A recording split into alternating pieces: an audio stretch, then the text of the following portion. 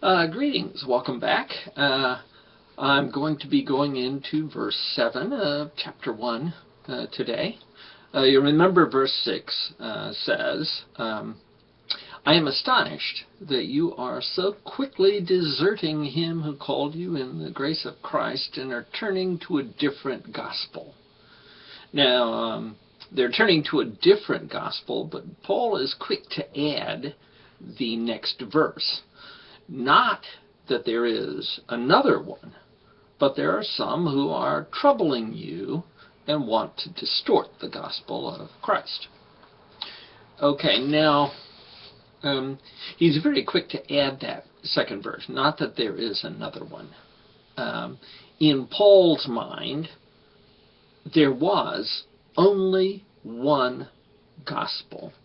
Now, I know by, modern ways of thinking that's kind of a cheeky thing to say.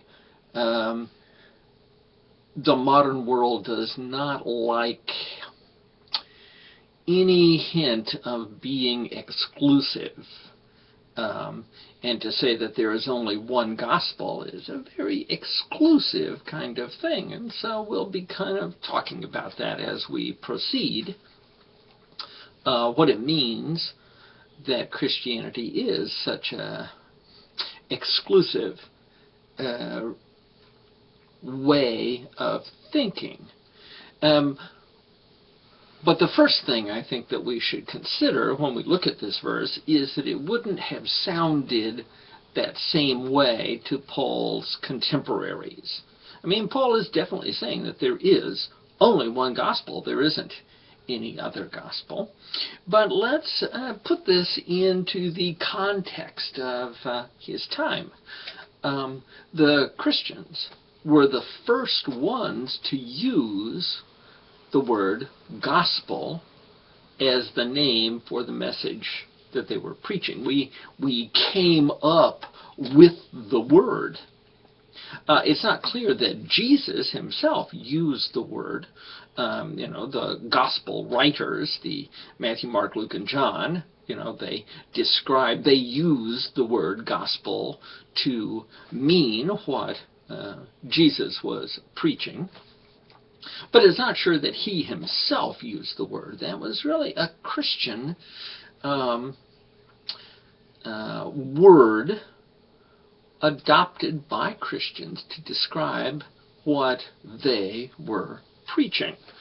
Now, that means that when the gospel was first being preached, it was our thing. Nobody else used that word, and if other people used that word, they had stolen it from us. There was kind of in a sense, copyright of first usage on that word. The Christians were the ones who preached the gospel, and anybody else who was preaching something that they called the gospel were fakes. They were stealing a term that didn't belong to them. Now, the gospel, that was it means good news. That was chosen to describe the content. And Christians obviously felt like they were preaching good news to the people, good news to their fellow Jewish citizens, and good news to the Gentiles when Paul preached the gospel to them. It was good news. This is a great thing, you guys. But that's not necessarily how it would have been heard by their audience. In fact, it was rather a confrontational term for early Christians to adopt. Jesus had been preaching that the kingdom of heaven was at hand, and when he came and people heard him, they heard him within the context of all the prophecies and the current state of Israel and so on, and it was natural for Jesus' followers to adopt the word gospel for what he preached, that the kingdom of God is at hand. It's here. It's come. But in Judaism, when they heard Christian Jews, talk about their message as being the good news, what that would have meant to them is that Judaism had failed, that the traditions and culture and law and history of Israel had culminated in something that just wasn't quite there, and these Christians brought good news that transcended the traditions of Israel. And so there was a divided reaction among the Jewish people, even to the word, I think.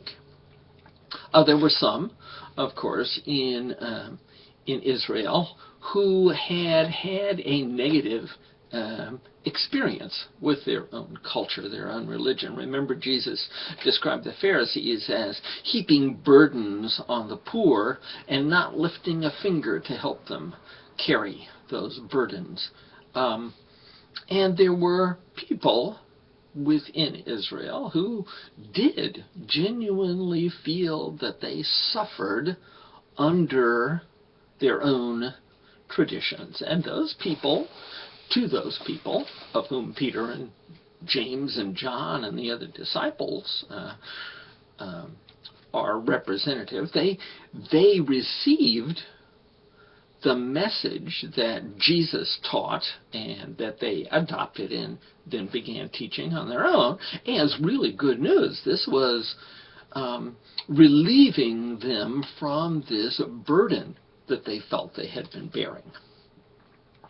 But not everyone felt that way. To many Jews, the Christian gospel was betrayal. It was saying that your traditions are not sufficient. Our traditions, the traditions of Israel that we have lived with are not enough. They're not good enough. And we have the good news of something better.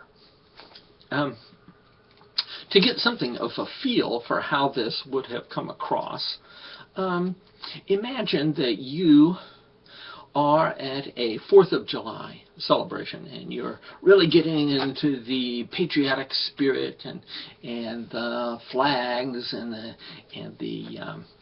all the talk of our glorious history. And the people who have died protecting America and the freedoms of America, and you see the fireworks and you're just filled with this patriotic zeal, and you meet somebody in the crowd who says, yes, I'm an American like you. I was born and raised here in the USA, but so I know what you're thinking, but I have good news for you. Now, that's got, as you can imagine, that's going to throw a chill over your response to them.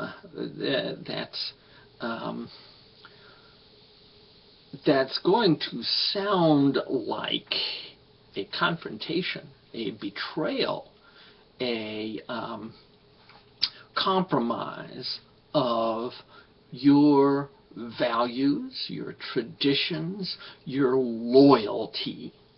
It's going to seem like a compromise of your patriotism to even listen to people who seem to think that Americans need to hear good news. And I think that that's very much the kind of situation that many early Jews found themselves in, that Christianity and the Christian message seemed to them to be a betrayal their citizenship in Israel. It brought their loyalty into question. And those Jews naturally hated the Christian message and tried to destroy it. And Paul himself was one of those people. He regarded at the first, before his conversion, he regarded the Christian message as a betrayal of Israel. But there was another group of people who were in the middle. They had received the gospel. They had received it gladly. They were enthusiastic converts to the Messiah, to Jesus. And they understood his message. They understood what he came to preach. They understood what Jesus did in the context of all those long traditions within Israel, and that he was really the Messiah who came to the long-expected Messiah who came to Israel. And they were fully converted to Jesus.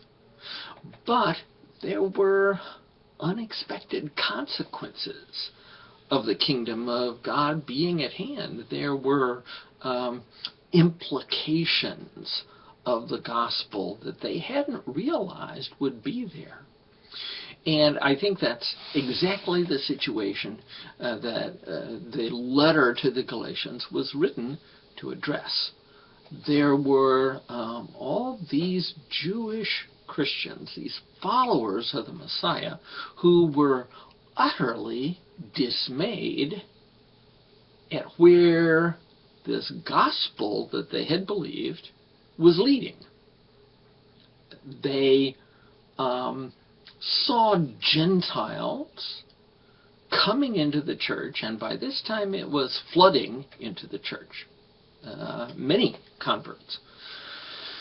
And they saw the traditions of Israel being compromised. And what the Jews who had rejected the Messiah had warned about, that this is a betrayal of Israel, suddenly they began to question, is it? Is it really a betrayal of Israel? Maybe there is a part of the Christian movement here that we should have been more wary of. And I think they, for the most part, focused their anger on Paul. He was sort of the rabble-rouser, the leader, the apostle who was going to the Gentiles, who was preaching to them and who was sacrificing all that Jewishness that they valued, that they held as sacred, their traditions, their national loyalty. And they are the people, I think, who were responding, who were sending teachers to Antioch, who were sending teachers to Galatia. Unless you're circumcised, you can't be saved, unless you become Jewish. Unless you really begin to incorporate yourselves into Israel and our traditions, you can't really be Christian. In other words, the Jews were divided into those who had been oppressed by the Pharisees, those who had been Pharisees and had oppressed the people, and those who were determined that they were going to be both Pharisee and Christian. And I think that that's the kind of division that was developing within Israel. And now I'm out of time, so I'll continue this in the next video. Thank you.